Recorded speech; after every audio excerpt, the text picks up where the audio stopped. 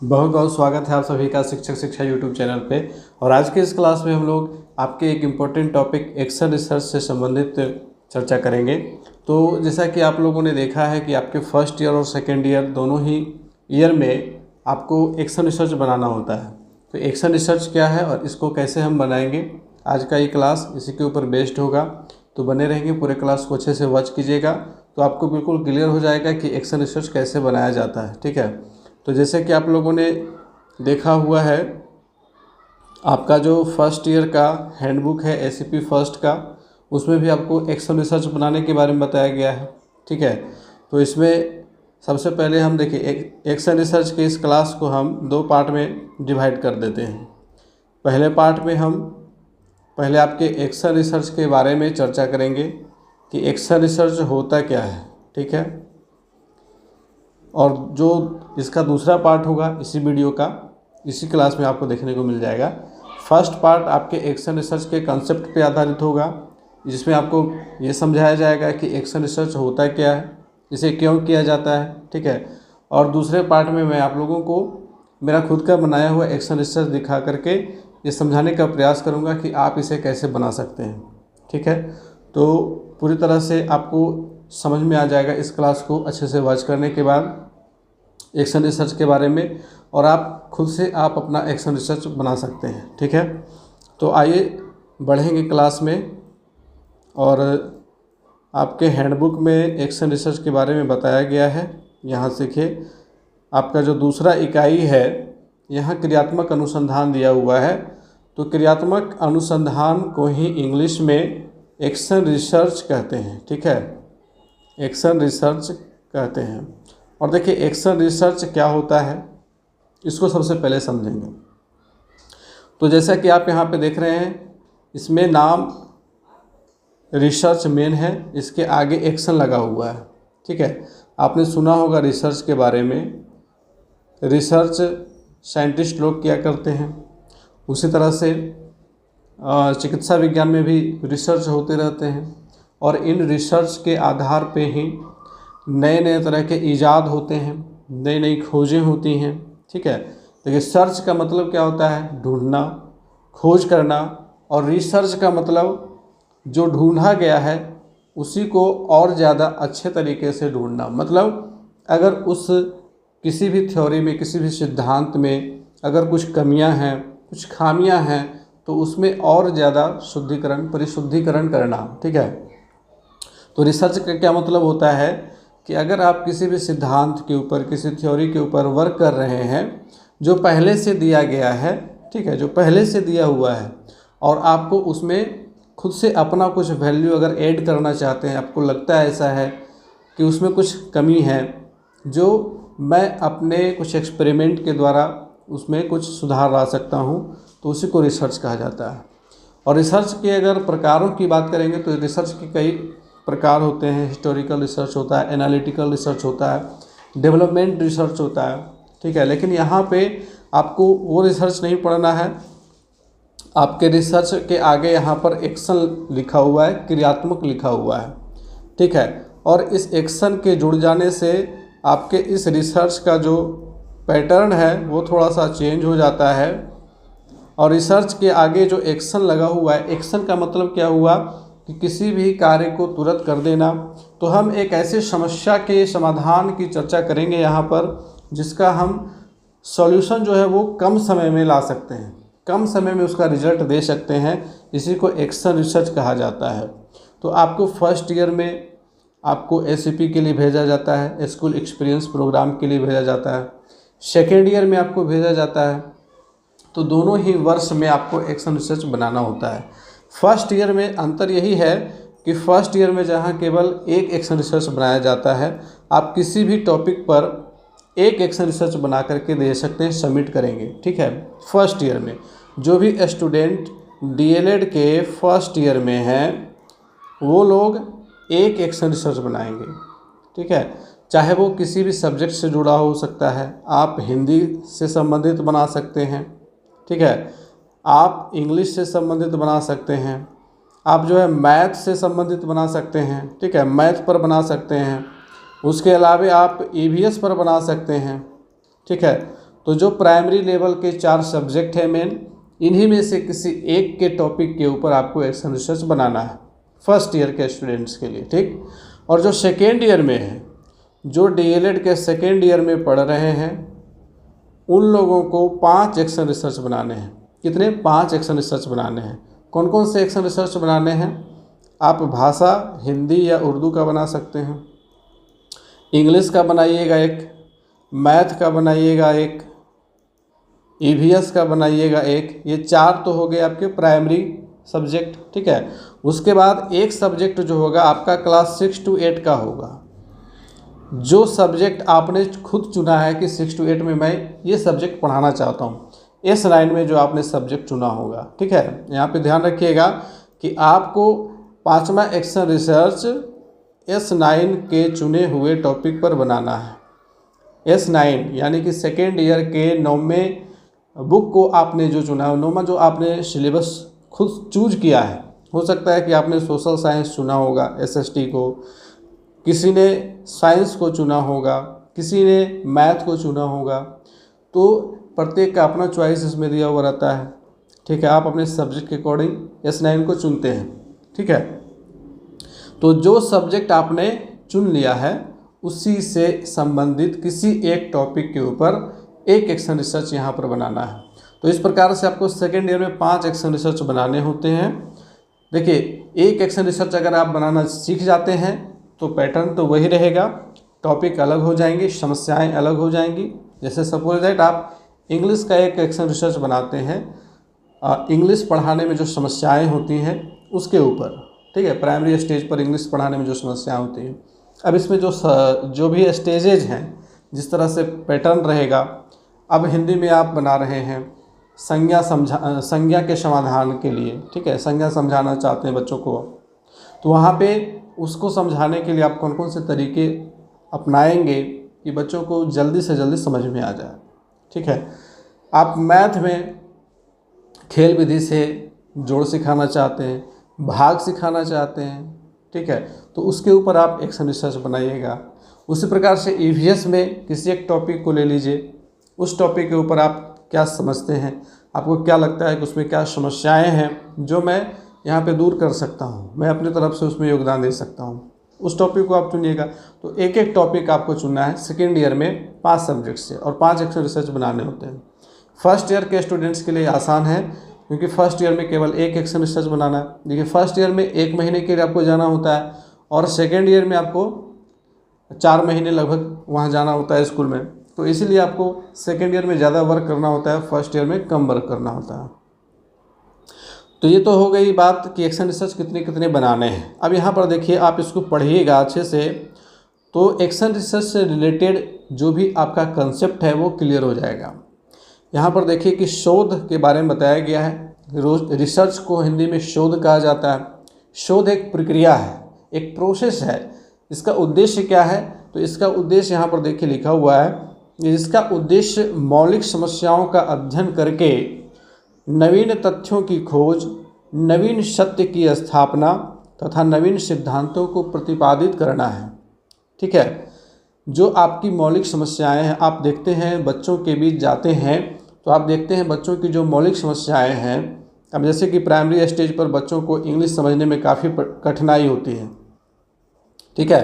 तो इंग्लिश से जो रिलेटेड समस्या है, अब इसको आप कैसे दूर करेंगे, इसमें कौन कौन से कुछ ऐसी एक्टिविटी करेंगे कि उसमें नवीनता आए, बच्चे उसको सीखने के लिए अट्रैक्ट हों, ठीक है, वो सारी चीज़ें हैं। तो यहाँ पर नवीन तथ्यों की खोज यहाँ पर करेंगे, नवीन सत्य की स्थापना करेंगे, कुछ न्यू ट्रूथ की स्थापना करेंगे, न्यू थ्योरी यहाँ पे आप रिसर्च करेंगे, ठीक है, फाइंड आउट करेंगे। तो नवीन सिद्धांतों को प्रतिपादन करना। शोध को मुख्यतः 3 वर्गों में विभाजित किया जा सकता है। सबसे पहला वर्ग है मौलिक शोध या मूलभूत शोध, ठीक है, जिसमें सिद्धांत खोजे जाते हैं या सिद्धांतों का विकास किया जाता है।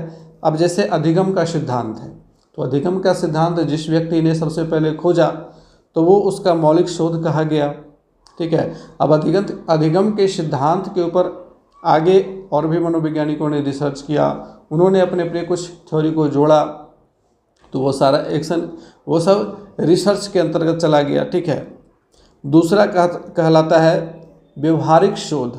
ठीक है, पहला मौलिक शोध हो गया, दूसरा व्यवहारिक शोध हो गया। व्यवहारिक शोध क्या है? जिससे मूलभूत शोध का अनुप्रयोग व्यवहारिक रूप में किया जाता है, जैसे अधिगम के सिद्धांतों का अनुप्रयोग बच्चों की शिक्षा के क्षेत्र में करना। ये व्यवहार के रूप में जब हम इम्प्लीमेंट करते हैं उसको, तो उसको व्यवहारिक शोध कहा गया। और तीसरा है क्रियात्मक शोध। क्रियात्मक शोध क्या है? इस शैक्षिक क्षेत्र में क्रियात्मक शोध का लक्ष्य शैक्षिक समस्याओं का वैज्ञानिक ढंग से अध्ययन करना तथा प्राप्त निष्कर्षों के आधार पर अपनी कार्य पद्धति में अपेक्षित सुधार लाना है।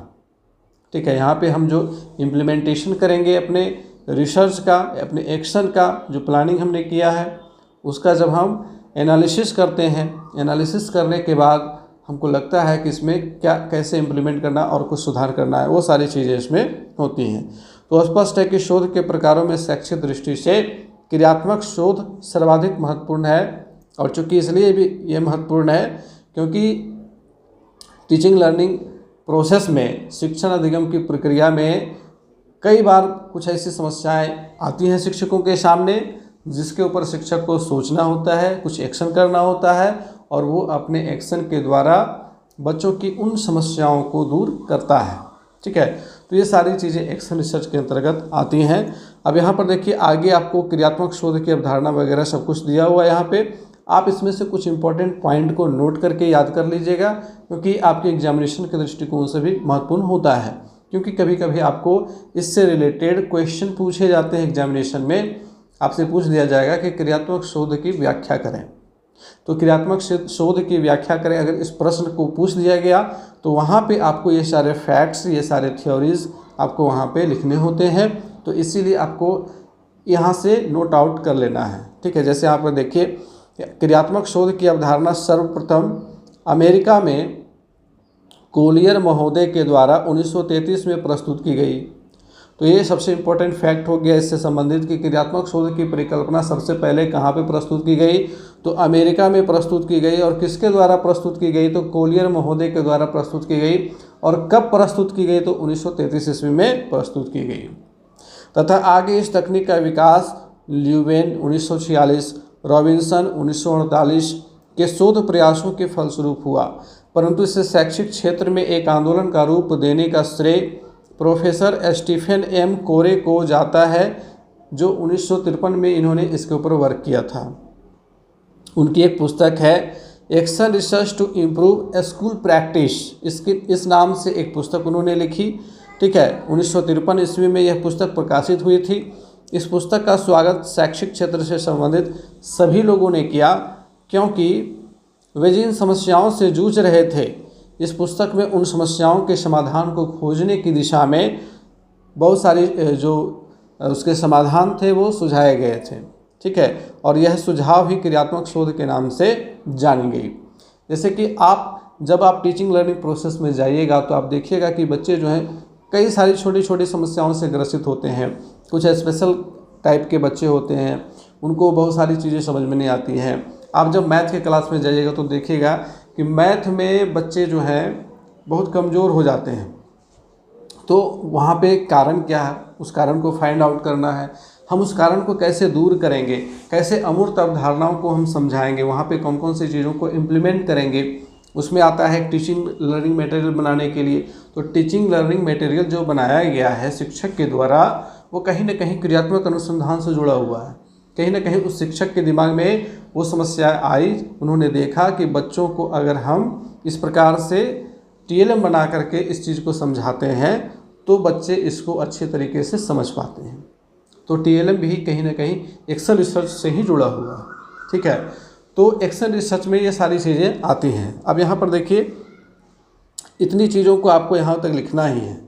अगर आप एक्शन रिसर्च के ऊपर सवाल देखते हैं तो आपको ये पैराग्राफ पूरा यहाँ से यहाँ तक आपको लिखना पड़ेगा। ठीक है, एक्शन रिसर्च की अवधारणा कैसे आई और कैसे दुनिया के सामने इसका प्रकाशन हुआ वगैरह वगैरह, ये सारी चीज़ें जो हमने अभी इस पैराग्राफ में देखा, इसको आपको लिखना होगा।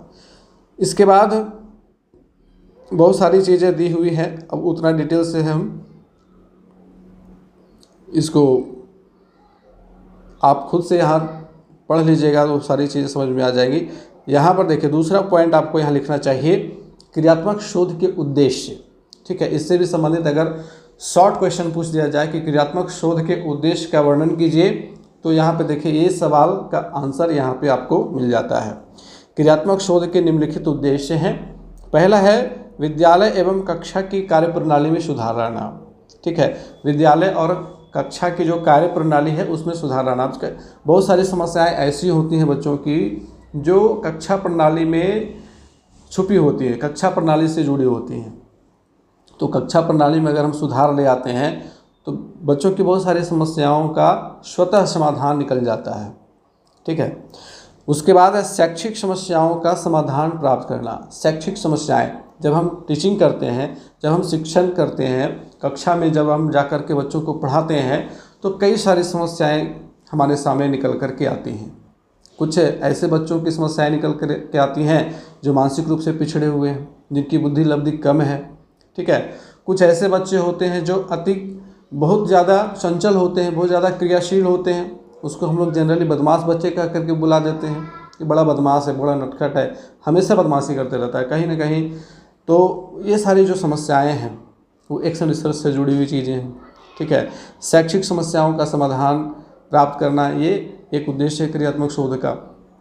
विषय से संबंधित कई सारी समस्याएं आ सकती हैं, जैसे कि आप इंग्लिश पढ़ा रहे हैं तो बच्चों को इंग्लिश के शब्द जो है वो समझ में ही नहीं आ रहे हैं, वहाँ पे आप क्या कीजिएगा। गणित आप पढ़ा रहे हैं तो अमूर्त अवधारणाएं बच्चों को समझ में ही नहीं आ रही, वहाँ पे आप क्या कीजिएगा। EVS आप पढ़ा रहे हैं, उसमें कई सारे टॉपिक मिले हुए हैं, एकीकृत विषय के रूप में हम लोग EVS पढ़ा रहे हैं। उसमें आपका सोशल साइंस भी है, आपके सामाजिक सांस्कृतिक मूल्य भी वहाँ दिए हुए हैं, आपको साइंस के कुछ फैक्ट्स भी वहाँ पर मिल जाएंगे। तो वो सारी चीज़ें हैं। अब कहीं ना कहीं बच्चों को कुछ चीज़ों में समस्याएं हो सकती हैं, होती ही हैं, आप उसको कैसे दूर करिएगा। ठीक है, तो अगला पॉइंट है व्यावसायिक कार्यकुशलता में सुधार लाना।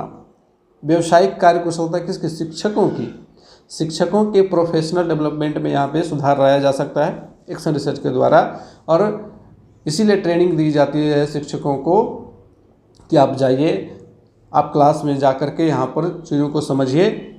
उससे क्या होगा कि प्रोफेशनल डेवलपमेंट आपके अंदर आएगा। ठीक है, आप व्यावसायिक कार्यकुशलता को प्राप्त कीजिएगा। ठीक है, प्रोफेशनली कैसे पढ़ा सकते हैं। अब जैसे कि आप देखिए बहुत सारे बच्चे होंगे जिन्होंने इंटरमीडिएट किया, DLED में एडमिशन लिया है। ठीक है, उनके पास पढ़ाने का एक्सपीरियंस नहीं होगा, तो अब आपको पढ़ाने के लिए सीखना है। अब आपको प्रोफेशनल तरीके से पढ़ाने के लिए सीखना है। ठीक है, पढ़ा तो आप लेते होंगे, आपका जो भी सब्जेक्ट स्ट्रॉन्ग होगा आप उसको पढ़ा लेते होंगे, लेकिन अब उसको सीखना है कि पढ़ाना कैसे है, कितना पढ़ाना है, कैसे पढ़ाना है और क्या पढ़ाना है। ये सारी चीज़ें सिखाई जाती हैं प्रशिक्षण के दौरान, और विशेष कुछ नहीं सिखाया जाता। तो इसी को हम प्रोफेशनल स्किल डेवलपमेंट कहते हैं। इसके बाद है विभिन्न परिस्थिति में कार्यों एवं निर्णयों की गुणवत्ता में सुधारना। ठीक है, गुणवत्ता को सुधारना। तो अलग अलग सिचुएशंस एक टीचर के सामने आते हैं।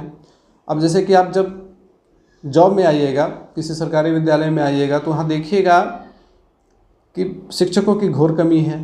ठीक है, और वैसी स्थिति में क्लासेस 8 हैं, अगर आप 1 से 8 में आ जाते हैं, जहाँ कक्षा 1 से लेकर के कक्षा 8 तक वहाँ पे क्लासेस चल रहे हैं और वहाँ शिक्षकों की संख्या मात्र 3 है, तब आपको वहाँ पर आपका ये जो ट्रेनिंग का, ये आपने जो ट्रेनिंग किया है, इसका जो एक्सपीरियंस है, तब आप वहाँ पे इम्प्लीमेंट इसको कर सकते हैं।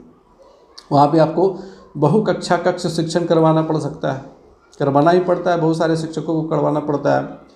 ठीक है, मान लीजिए कि आपके स्कूल में क्लास 1 से लेकर के 8 तक क्लास है और आपके बिल्डिंग में क्लासरूम मात्र 5 हैं। ठीक है, क्लासरूम मात्र 5 हैं।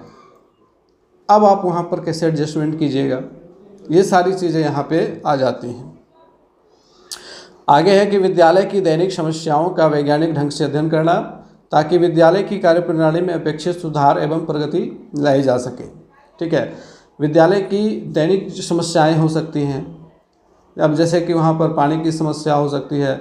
अगर पानी के स्रोत कम है तो बच्चों के साथ समस्याएं हो सकती हैं, समय बहुत ज़्यादा खपत होता होगा, तो इस तरह की जो समस्याएं होंगी, या आपके वहाँ दैनिक जो चेतना सत्र होता है, प्रार्थना जो करवाया जाता है, वहाँ पर कुछ समस्याएं हो सकती हैं, उसको दूर करना। तो ये सारी चीज़ें जो है क्रियात्मक शोध के अंतर्गत ही आती हैं। तो शिक्षा के क्षेत्र में क्रियात्मक शोध की आवश्यकता एवं महत्व, ये सारी चीज़ें भी बताई गई हैं। आप इन सारी चीज़ों को पढ़ लीजिएगा। क्रियात्मक शोध की उपयोगिता क्या है, तो देखिए पहला है कि क्रियात्मक अनुसंधान की उपयोगिता व्यवहारिक रूप में होती है। हम उसको व्यवहारिक रूप में इम्प्लीमेंट करते हैं, ठीक है। जो भी एक्शन रिसर्च हम बनाते हैं उसको हम इम्प्लीमेंट करते हैं अपने क्लासरूम में अपने बच्चों के ऊपर, ताकि उसका हमें रिजल्ट मिल सके। दूसरा है मानसिक दृष्टिकोण में परिवर्तन लाना।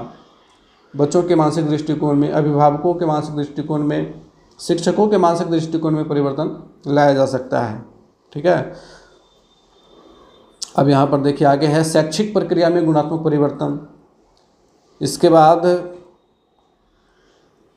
क्रियात्मक शोध के क्षेत्र से संबंधित समस्याएं कुछ इस प्रकार हो सकती हैं।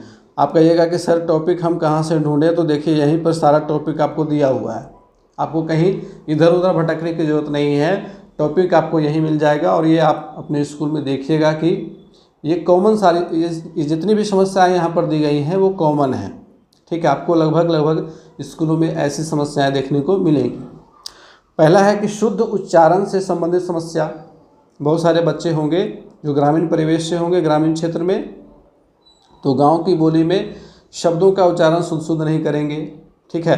तो शुद्ध उच्चारण से संबंधित समस्या वहाँ पर आएगी। आप इसके ऊपर एक्शन प्लान बना सकते हैं। अगर आप हिंदी के विद्यार्थी हैं, अगर आप हिंदी में बनाना चाहते हैं तो ठीक है। और वैसे भी आपको अगर सेकेंड ईयर में है तो हिंदी के ऊपर तो एक एक्शन प्लान बनाना ही पड़ेगा। तो वहाँ पे आप इस टॉपिक को ले लीजिएगा और इसी टॉपिक के ऊपर आप एक्शन प्लान बना दीजिए। और ये इंग्लिश में भी हो सकता है। इंग्लिश में भी ऐसी समस्या तो सबसे ज़्यादा इंग्लिश में होती है, ठीक है। शुद्ध उच्चारण से संबंधित समस्या हिंदी से ज़्यादा इंग्लिश में होगी। दूसरा देखिए टॉपिक दिया हुआ है कि शिक्षण में नई विधियां न अपनाने संबंधी समस्या।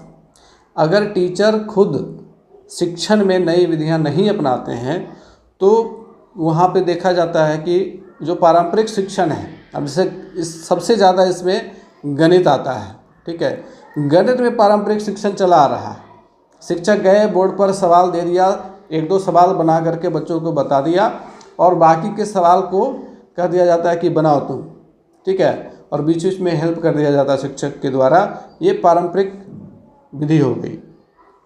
अब इसमें नवीन दृष्टिकोण अपनाया जा सकता है, कुछ खेल विधि लागू किया जा सकता है, कुछ ऐसा इंटरेस्टिंग किया जा सकता है कि बच्चों में रुचि जगे गणित के प्रति, गणित उबाऊ ना बने, ठीक है। तो शिक्षण में नई विधियां न अपनाने संबंधी समस्या भी एक प्रमुख कारण है गणित और साइंस जैसे सब्जेक्ट का बोरिंग हो जाना बच्चों के लिए।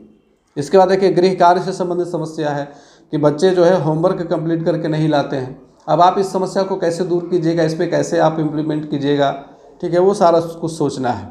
इसके बाद है कक्षा कार्य में संशोधन संबंधी समस्या।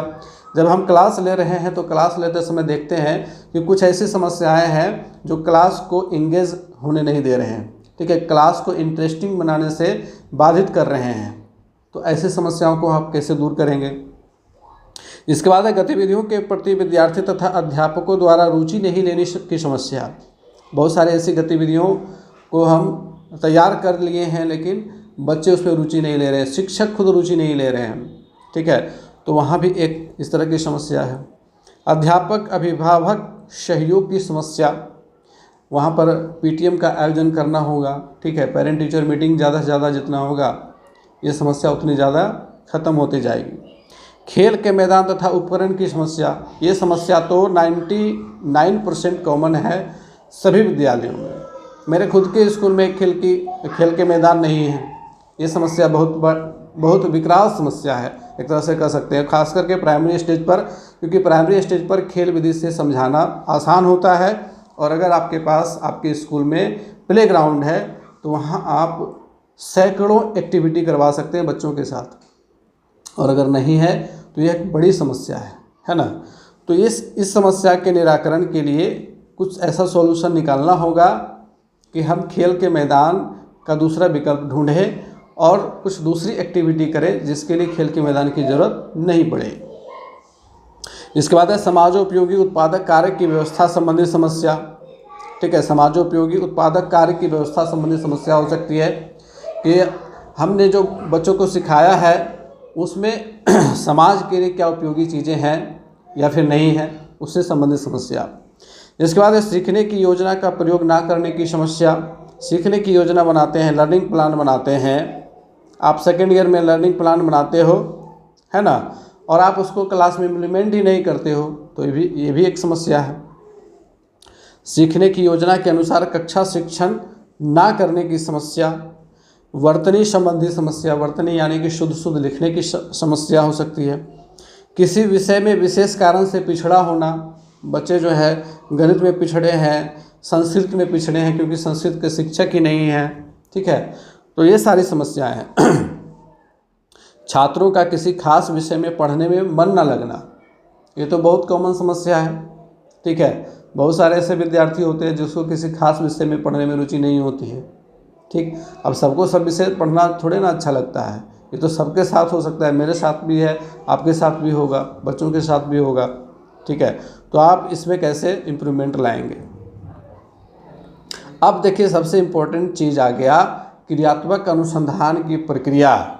वो सारा जो प्रोसेस आपको सीखना है कि कैसे आप एक्शन रिसर्च कीजिएगा, कैसे बनाइएगा, यहाँ से इसके जो चरण हैं वो शुरू हो जाते हैं। तो देखिए क्रियात्मक शोध के चरण एवं प्रारूप का निर्माण कैसे कैसे आप करिएगा। इसमें पहला जो चरण है समस्या का चयन है। सबसे पहले आप क्या कीजिएगा, समस्या को ढूंढिएगा, उसका चयन कीजिएगा कि समस्या है क्या। जैसे शुद्ध वर्तनी संबंधी समस्या या शुद्ध उच्चारण संबंधी समस्या या गणित की अमूर्त अवधारणा को समझने में समस्या या किसी ईवीएस के किसी खास टॉपिक पर, जैसे कि कह सकते हैं प्रदूषण से संबंधित समस्या को समझने की प्रदूषण संबंधित चीज़ों को समझने में समस्या। ठीक है, या वृक्ष है, वृक्ष के पार्ट आप पढ़ा रहे हैं, ठीक है, पौधों के भाग पढ़ा रहे हैं और बच्चे उसको समझ नहीं पा रहे हैं। ठीक है, आप बोर्ड पर समझाने का प्रयास कर रहे हैं कि देखो बच्चों, ये पेड़ है और पेड़ के ये भाग होते हैं, जड़ होता है, तना होता है, टहनी होती है, पत्ते होते हैं, फूल होता है, फल होता है, लेकिन बच्चे उसको सही तरीके से नहीं समझ पा रहे हैं। आप उसको कैसे दूर कीजिएगा। ठीक है, तो इसके लिए हो सकता है कि आप एक पौधे का नमूना लेकर के चले जाएं या बच्चों को बगीचे में लेकर के चले जाएं, वहाँ आप बच्चों को अच्छे से समझा सकते हैं। ठीक है, तो इस पे एक अच्छा एक्शन प्लान बन सकता है। ठीक है, एक्शन रिसर्च बन सकता है। तो ये पहला चरण हो गया, आपको समस्या का चयन करना है। ठीक है, सिलेक्शन ऑफ द प्रॉब्लम। उसके बाद है दूसरा चरण, कार्य के लिए प्रस्तावों पर विचार विमर्श। आपने जो समस्या देखी है, आप उस समस्या को दूर करने के लिए कौन कौन से प्लानिंग करिएगा। ठीक है, इसको प्लानिंग कहते हैं। तो कार्य के लिए प्रस्तावों पर विचार विमर्श किया जाएगा। इस चरण में शोध को कार्यान्वित करने के लिए भिन्न भिन्न प्रस्ताव प्रस्तुत किए जाते हैं और उनकी अनुकूलता पर विचार विमर्श किए जाते हैं। ठीक है, अब इसमें कोई भी समस्या आपने देखा, जैसे कि आपने पेड़ के अलग अलग भागों को समझाने के लिए बहुत प्रयास किया बोर्ड के ऊपर बना करके, लेकिन बच्चों को अच्छे समझ में नहीं आया। तो अब इस समस्या को दूर करने के लिए आपको कुछ प्रस्ताव लिखने हैं। जैसे पहला प्रस्ताव आप लिख सकते हैं कि गमले में लगे पौधे को लाकर बच्चों को दिखाना। अब हो सकता है कि इससे भी बच्चों को बहुत कुछ समझ में नहीं आए, तो आप दूसरा इसमें प्रस्ताव ला सकते हैं कि बच्चों को बगीचे में लेकर के चलना। अगर आपके विद्यालय में किचन गार्डन है, अगर आपके विद्यालय में थोड़ा स्पेस है या आपके विद्यालय के आसपास कोई बगीचा है, वहाँ पर आप बच्चों को ले जा सकते हैं, है ना। तो ये दूसरा प्रस्ताव हो गया। पहला प्रस्ताव अगर आपका अच्छे तरीके से काम में नहीं आ रहा, अच्छे तरीके से इम्प्लीमेंट नहीं हो रहा, तो दूसरा प्रस्ताव आप ले सकते हैं। ठीक है, इस तरह से। तृतीय चरण आपका है क्रियात्मक परिकल्पना का निर्माण करना। ठीक है, हाइपोथेसिस ऑफ एक्शन रिसर्च इसको कहते हैं इंग्लिश में, हाइपोथेसिस ऑफ एक्शन रिसर्च। क्रियात्मक परिकल्पना का निर्माण करना। ठीक है, हम एक अपनी कल्पना करेंगे कि हम इन प्रस्तावों को लाएंगे तो बच्चों में ये सुधार होने की संभावना है। ठीक है, इसी को कहते हैं क्रियात्मक परिकल्पना का निर्माण करना। इस चरण में देखिए क्या लिखा हुआ है, इस चरण में क्रियात्मक परिकल्पना का निर्माण किया जाता है। परिकल्पना का निर्माण करते समय इस बात का ध्यान रखा जाता है कि वह समस्या से संगत हो, मतलब समस्या से जुड़ी हुई चीज़ें हों। ठीक है।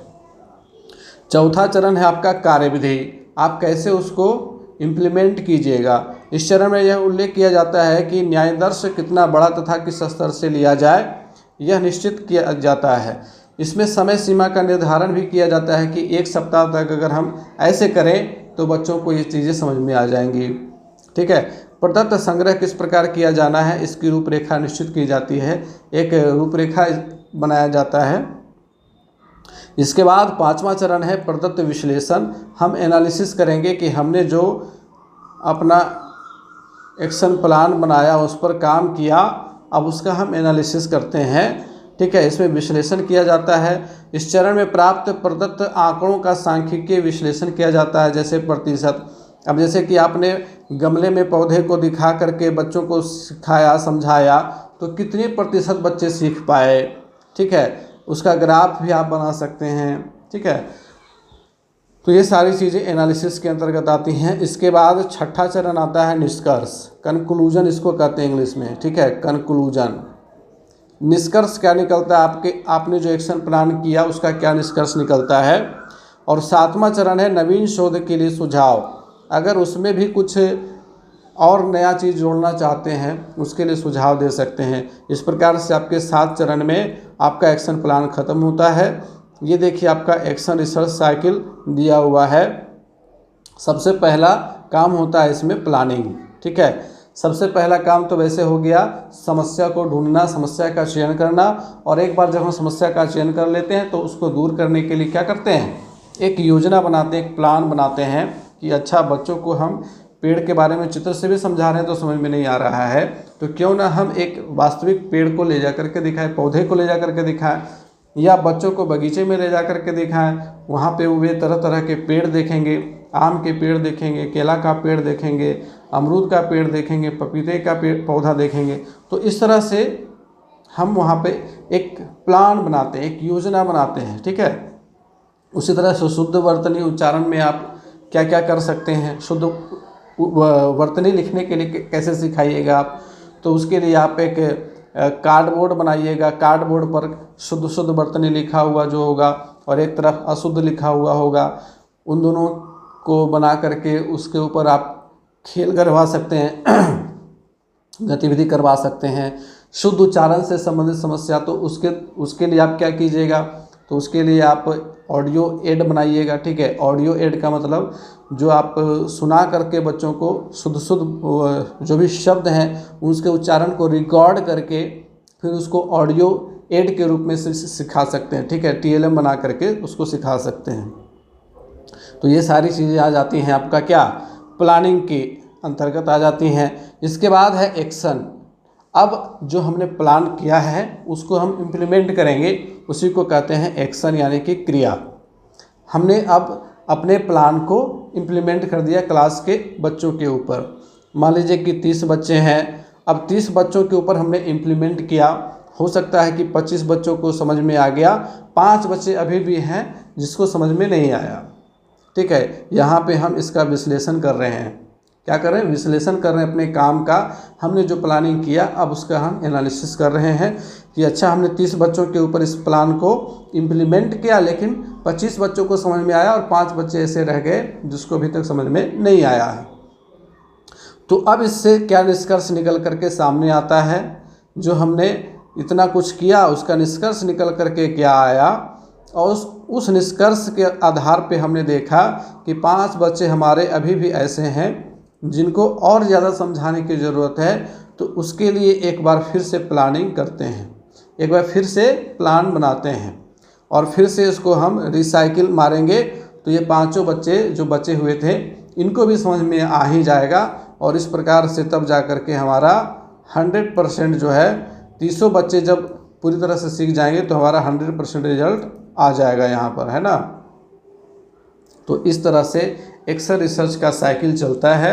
एक्शन रिसर्च के अंतर्गत आपने जो भी टॉपिक चुना है आप उसको 1-2 बार इम्प्लीमेंट ज़रूर कीजिएगा, पहले बार में 95% 90% दिखाइएगा उसमें सुधार हो गया।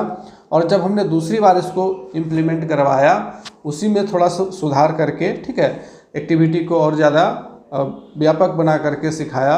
अब जैसे जड़ समझ में नहीं आ रहा था बच्चों को, तो छोटे छोटे बीज को लगा करके जब उसमें जड़ निकल गया तो उस जड़ को निकाल करके जब हमने बच्चों को दिखाया तो बच्चे समझ गए।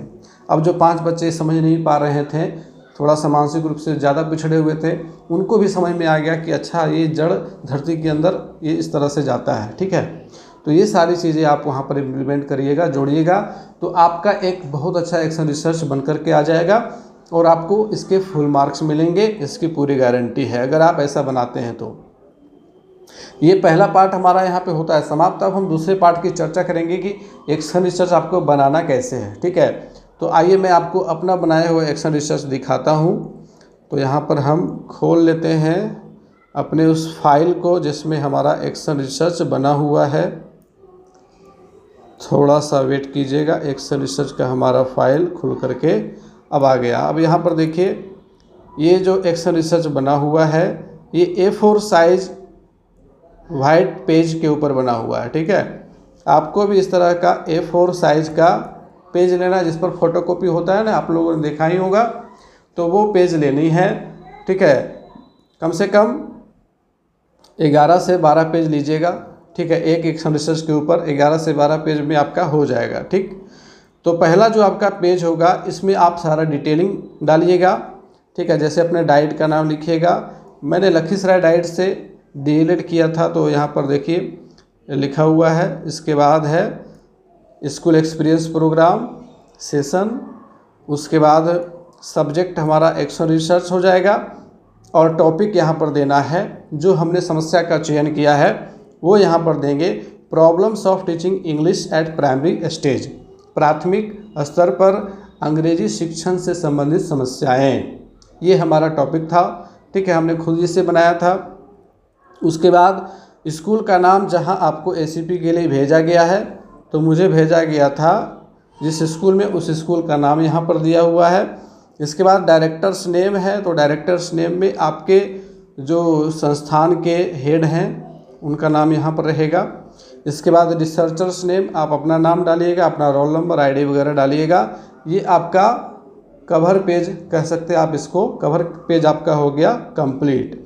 तो कवर पेज के बाद आपका जो दूसरा पेज होगा वो पेज कहलाता है आपका प्रीफेस, ठीक है। क्या कहलाता है? प्रीफेस कहलाता है, ठीक है, प्रीफेस। इसमें देखिए आप लोगों ने देखा होगा कि जब भी आप कोई नई किताब पढ़ते हैं तो सबसे शुरुआत में आपको क्या दिखता है? प्रीफेस दिखता है, जिसको हम हिंदी में क्या कहते हैं? प्राकथन कहते हैं या फिर 2 शब्द कहते हैं। आपने जो कुछ तैयार किया है, जो आपने एक्शन रिसर्च तैयार किया है, उसके बारे में 2 शब्द आप लिख रहे हैं। अगर आप हिंदी में लिखिएगा तो यहाँ लिखिएगा 2 शब्द, ठीक है। आपने एक्शन रिसर्च जिस टॉपिक में बनाया है उससे संबंधित आपको यहाँ पर प्रीफेस देना होता है। अब यहाँ पर देखिए मैंने इतना कुछ लिखा है अपने एक्शन रिसर्च के बारे में और NCF 2005 का हवाला देते हुए। यहाँ पर देखिए NCF 2005 जिसको हाईलाइट कर दिया था मैंने, और BCF 2008, देखिए NCF 2005 एंड BCF 2008, इन दोनों का रेफरेंस देते हुए मैंने इस टॉपिक को चूज किया था। इसके बाद देखिए ये पेज कंप्लीट हो गया और अभी हमारा लिखना बाकी है, तो PTO दे करके दूसरे पेज पे हमने इसको कंप्लीट किया है, ठीक है। तो दूसरे पेज में ये सारा कुछ लिखा हुआ है। अब यहाँ पर नीचे में आप अपना साइन कर दीजिएगा, ठीक है। इस प्रकार से आपको क्या करना है? प्रीफेस लिखना है। प्रीफेस लिखने के बाद आपको अगला पॉइंट लिखना है एम्स, ठीक है। एम यानी कि उद्देश्य, आपके एक्शन प्लान का उद्देश्य क्या है उसको आप दर्शाइएगा। तो इसमें कम से कम 4-5 उद्देश्य लिखना होता है।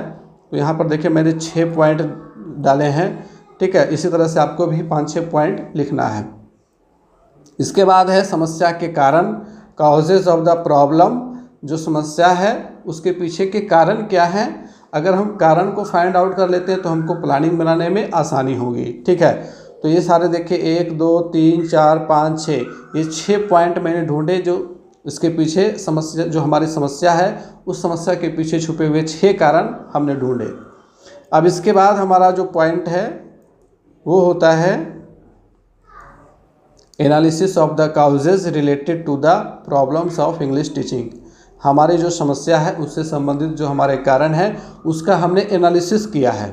अब इसमें देखिए कॉलम आपको कौन कौन बनाने हैं। कॉलम आप इसी तरह से बनाइएगा, सीरियल नंबर, उसके बाद काउज यानी कि जो हमने कारण चुना है, 6 कारण चुना है तो 6 कारण का यहाँ पर एनालिसिस करेंगे। ठीक है, इसका एविडेंस, इसका क्या एविडेंस है, इसका क्या साक्ष्य है, आपने जो कारण चुना है उसका साक्ष्य आप दिखाइएगा। इसके बाद फैक्ट, उसके पीछे के जो फैक्ट छुपे हुए हैं। इसके बाद कंट्रोल ऑफ द रिसर्चर, यानी कि जो रिसर्चर है, यानी कि आप स्वयं हैं वहाँ पर रिसर्चर, ठीक है, मैं यहाँ वहाँ पे खुद था, तो कंट्रोल हमारा वहाँ क्या नियंत्रण होगा। कुछ कारण हो सकते हैं जो हमारे कंट्रोल में हो और कुछ कारण हो सकते हैं जो हमारे कंट्रोल में नहीं हो। कुछ कारण ऐसे हो सकते हैं जो पेरेंट के कंट्रोल में हो। ठीक है, तो वहाँ पर देखिए जो काउज आपका जिसके अकॉर्डिंग होगा वही आपको यहाँ पर देना है। Not in the control of the researcher, यानी कि वहाँ रिसर्चर के कंट्रोल में यह कारण नहीं है। Inconsistence presence of the students in the class, ये एक बड़ी समस्या है कि छात्रों की लगातार उपस्थिति कक्षा में नहीं होती है। तो ये रिसर्चर के हाथ में नहीं है, वहाँ के टीचर के हाथ में है और वहाँ के गार्जियन के हाथ में है। ठीक है, रिसर्चर के हाथ में तो नहीं है। आप तो कुछ दिन के लिए वहाँ गए हैं, आप ये समस्या को कैसे दूर करिएगा। वहाँ के जो शिक्षक हैं, वहाँ के अभिभावक हैं, ये उनके कंट्रोल में है। ठीक, इसके बाद है lack of books and other learning materials, किताब और अन्य शिक्षण अधिगम सामग्री की कमी। In the control of parents, ये पेरेंट के कंट्रोल में है। सीधे सीधे पेरेंट ही उसको अवेलेबल करवाएंगे ना बच्चों को। उसके बाद फिर देखिए unfriendly environment in the school, अब ये है not in the control of the researcher, ये भी रिसर्चर के कंट्रोल में नहीं है। अब इसके बाद है lack of the usages of the language in general instructions, अब ये आपके कंट्रोल में है, in the control of the researcher, और इसी पे आपको वर्क करना है, इसी पे फोकस करके आपको जो आपने समस्या ढूंढी थे उसको दूर करना है। ठीक है, तो मेन आपको जो रीजन होगा वो यहाँ पे इस तरह से देना है। अब इसके बाद देखिए क्या है, इसके बाद का टॉपिक हमारा है hypothesis of the action research. Action research के ऊपर जो हमारी परिकल्पना है वो हमने यहाँ पे लिखा हुआ है। ठीक है, तो वो आप इसी तरह से आप खुद लिख सकते हैं। आप अपने से आप क्या सोचते हैं, आप अपने एक्शन रिसर्च के बारे में, उसके बारे में लिखना है। इसके बाद है format of the testing of the hypothetical views, जो हमने हाइपोथेटिकल व्यूज़ लिए, परिकल्पनात्मक विचार लिए, उसको हम कैसे टेस्ट करेंगे उसका ये फॉर्मेट है। ठीक है, तो इस फॉर्मेट के कुछ कॉलम्स हैं, आप उसको ध्यान में रख के बनाइएगा। सीरियल नंबर हो गया, activities for the purpose, activities for the purpose, जो हमने उद्देश्य निर्धारित किए हैं उसके पीछे हमारा जो एक्टिविटी है, हमारा जो प्लानिंग है वो यहाँ पर डालेंगे। मेथड क्या होगा, उसकी विधि क्या होगी। इसके बाद है एक्सपेक्टेड मीडियम, जो अपेक्षित माध्यम होगा वो क्या होगा। टाइम क्या होगा, टाइमिंग यहाँ पर देना है। ठीक ना। अब इसके बाद चलते हैं नेक्स्ट पेज की ओर। नेक्स्ट पेज में हमारा है टीचिंग लर्निंग मटेरियल्स। हमने जो प्रॉब्लम ढूंढा है उसके लिए हम टीएलएम क्या तैयार करेंगे, क्योंकि बिना टीएलएम तैयार किए आप अपने एक्शन रिसर्च को अच्छे से इम्प्लीमेंट नहीं कर सकते हो। ठीक है, तो यहाँ पर टीएलएम हमने क्या तैयार किया था, चार्ट पेपर, अल्फ़ाबेट कार्ड्स लिया, ड्राइंग बनाया, पिक्चर्स बनाए, मोबाइल फ़ोन का इस्तेमाल किया, chalk, duster, black board, books. Students भी हमारे लिए वहाँ पर टीएलएम के रूप में काम कर सकते हैं। आपका जो एक्शन रिसर्च होगा, जो जिस समस्या पर बेस्ड होगा, अगर आप उसमें स्टूडेंट्स को भी एज ए टीएलएम इस्तेमाल कर सकते हैं तो आप वहाँ पर स्टूडेंट्स डालिएगा। ठीक है, अब प्रोसेस क्या है, तो प्रक्रिया आप कैसे इसको इम्प्लीमेंट कीजिएगा वो पूरा यहाँ पे वर्णन करना है। ठीक है, तो पूरा प्रोसेस यहाँ पे मैंने लिखा था। अब इसके बाद देखिए क्या है, इसके बाद का टॉपिक हमारा है situation before the action research हमारे एक्शन रिसर्च के पहले की परिस्थिति क्या थी और जब हमने एक्शन रिसर्च इम्प्लीमेंट किया उसके बाद की क्या परिस्थिति। तो ये एनालिसिस वाला टॉपिक है, एनालिसिस वाला पॉइंट है, ठीक है। यहाँ पर आप एनालिसिस लिख देंगे, ठीक है। एनालिसिस हमने किया है यहाँ पे। तो situation after the action research, ठीक, before the action research and after the action research.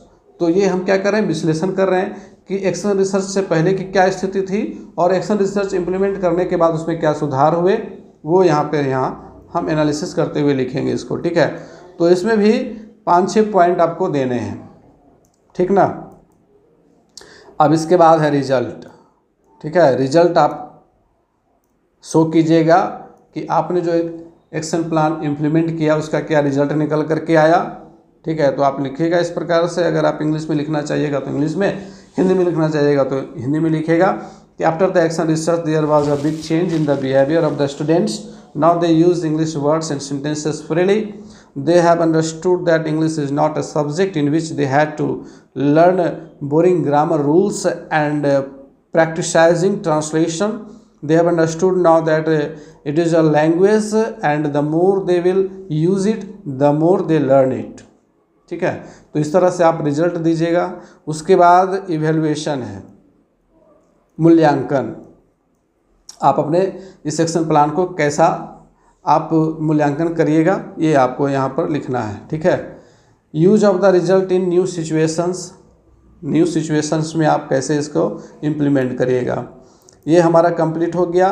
तो कंप्लीट होने के बाद आपको लास्ट में क्या लिखना है, ऑब्लाइगेशन, ठीक है। ऑब्लाइज आप किसके प्रति आभार व्यक्त कीजिएगा, वो आपको ऑब्लाइजेशन में यहाँ पे लिखना है, ठीक है। तो ऑब्लाइजेशन में एक पेज मैंने यहाँ पर लिखा हुआ है, आप देख सकते हैं। इसके बाद थैंक्स लास्ट में लिखते हुए फिर अपना नाम वगैरह लिख करके एक्शन रिसर्च यहाँ कंप्लीट कर देंगे। तो ये दूसरा पार्ट आप लोगों ने देख लिया हमारा। इस प्रकार से आपको एक्शन रिसर्च कंप्लीट करना है और इसको एक प्लास्टिक फोल्डर में बना करके ले जाना, ठीक है। आप 10 पेज 11 पेज जो भी पेज आपका लगा है उसको बढ़िया से सिल लीजिएगा, ठीक है, या पिन मार दीजिएगा ताकि पेज जो है अलग ना रहे।